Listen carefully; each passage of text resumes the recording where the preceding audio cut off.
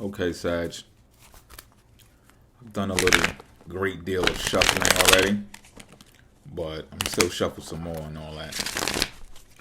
About to do a spiritual reading, okay? Yes, a spiritual reading. This is new for me, but nonetheless, we're gonna try it out anyway. It'll be a 3 card draw, and we'll see how it goes. You know what I'm saying? Excuse me though, with all of the burpingtons, because yeah, I've been eating. Yes, I have. I kid you not. I'm starting to wind down, slow down. As you could probably tell from my mannerisms, but I'm still functioning. I'ma slice and dice this deck and get to it, you heard? So, Sag, here we go. This is the spiritual matter at hand.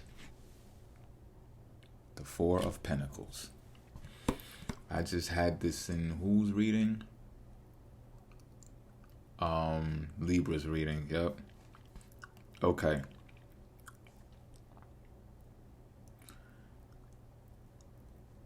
In your reading, though, I see something almost totally different.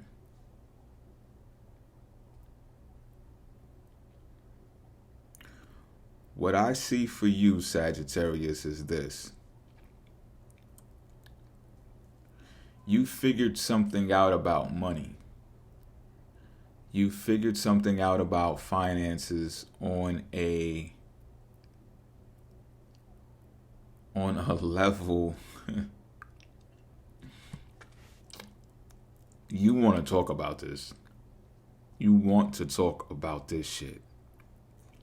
But this is not the typical type of conversation that people have, especially publicly. But you know, or you got a hunch that if you shed light on this, not that it's going to make you rich,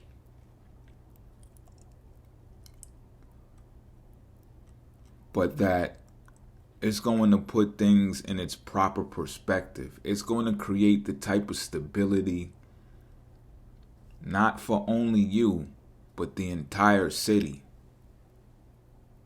in ways that has been unfathomable before this time. I'm getting that because I'm seeing the way that the Sag, that's just you sitting there and you got the city behind you. You know, it's the same in every card, but I'm telling you, when I draw and I pick up certain stuff and I feel it, I see it, it just changes. I got to tell you what I see. So this thing that you found out about money is this. Man, this is so good. I don't even want to clarify all of it because I feel like I'm spilling the real beans about this, but I'm gonna do my best. So it looks like the spiritual message here is this is something spiritual, because otherwise the general population will look at you in this message like, what are you talking about? I get my bag, I'm spending it, I'm going to have retail therapy, I'm going to spend this money. And you're like, nah, y'all don't get it. Even if you got the money, or when you got the money, y'all are not getting it. This is like a boycott position that you're holding. But this is not the type to march in the streets with picket signs and get on talk shows and talk about this shit. Not shed light on this situation in that kind of way. But to shed light of it in a business type of way. Like you got courses on this shit to teach people a fundamental way of managing their money, so that they don't have to worry about the scarcity effect, so that they don't have to worry about panicking or anxiety because, again, the feeling of scarcity. It's the type of control that they can have over oneself to feel wealthy in knowing that another hour has just passed by and they have not spent a dollar. They have not spent a dime. Some people are not knowing how to utilize the clock to manage their finances. And this is what you have stumbled upon. And this is a spiritual message. Okay? And I did a fantastic job of not actually revealing the totality of what it is. Like, I know exactly what this is, but in a general way, you can still get the picture of what I'm saying. This is a boycotting position, but it's not to slander anyone or anything else or what they got going on. You're going to put it in educational form. This is how you feel about the situation and how you view it. The Page of Swords in reverse.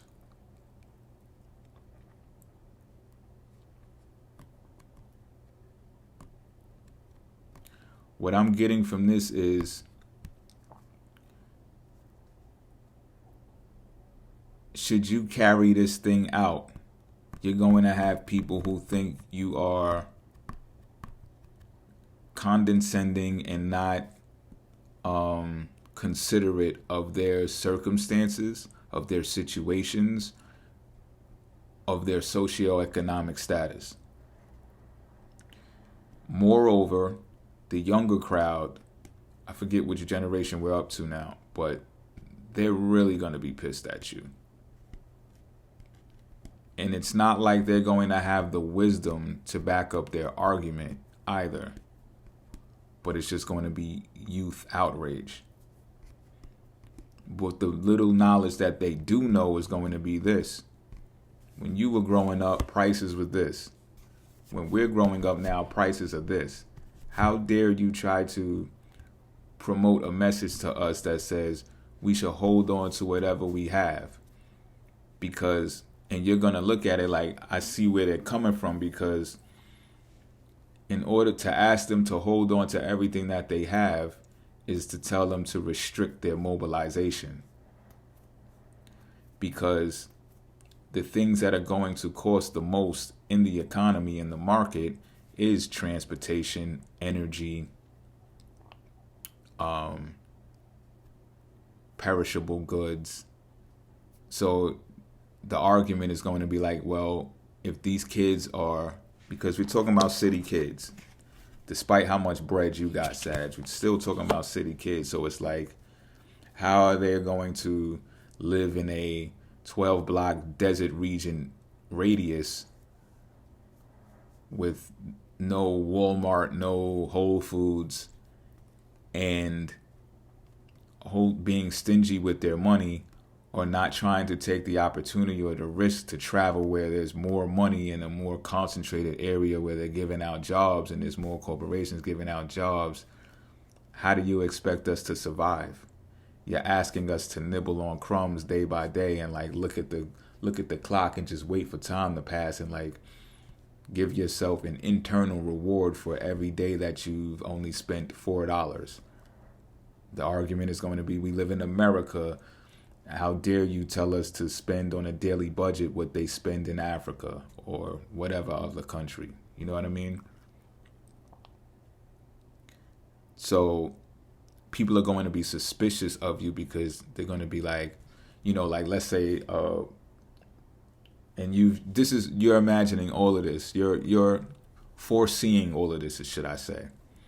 What happens when a political leader steps up and says, they're going to start quantitative easing again? You know what I'm saying? Or cut back on interest rates again. This could foil your plan even more further to where they can make you look suspicious when trying to deliver this message in an educational course. Like they're like, where would you teach this at? How is this going to be helpful to an economy when we need money out here? But you know, of course, the younger generation, they might snatch that free money up or alleged to be free money up, right? Not knowing that they'll get duped for the same thing that your generation went through. They're just signing the same contract, new generation. And the rates are higher now. So they're going to pay for double than what we have. should they take any loans or something like that. You understand what I'm saying? And you're like, yo, look, I'm teaching y'all how to fight back. People, I feel that people from your generation is going to understand this more than the younger generation. So just that's how you're looking at it. And I do get the feeling that you are slightly unconcerned with how people feel about it. You feel that strong about this, like it's a necessity. Like you need to put certain people out of business merely by not spending.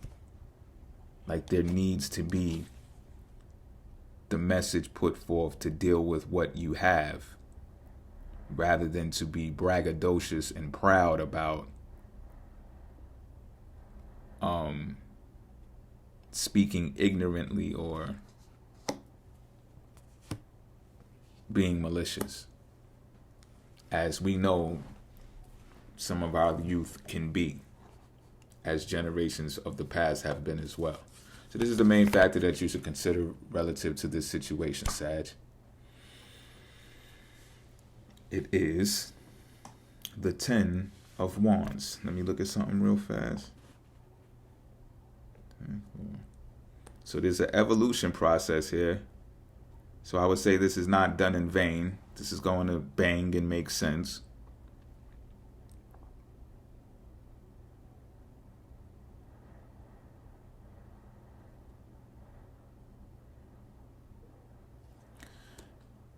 Consider this, that there will be delays in this process. Consider that you may be looked at sort of like you viewed this already.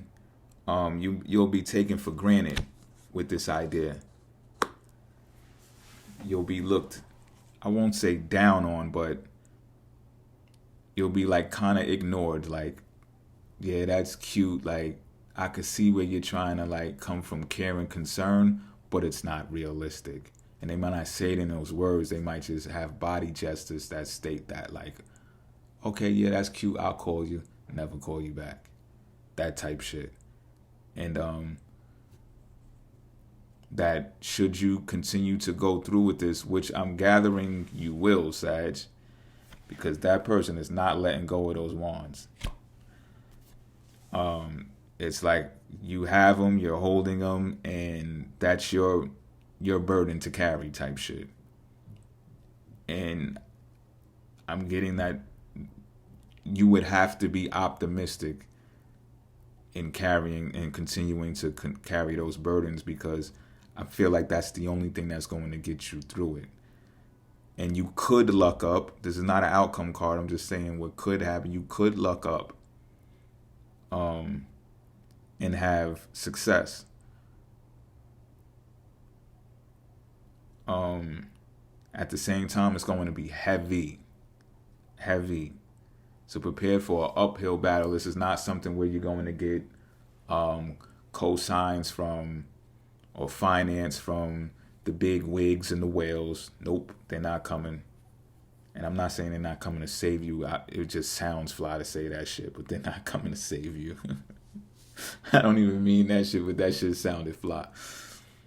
They're not coming to save you, Sag. This is your shit. This is something you got to work from the ground up. It's not a top-down reasoning situation. Just keeping it a beam with you. And just be aware that you may take on too much at some times. So I'm gathering, try to sector it off, splice it off in some type of way. Let me see if I'm missing something here.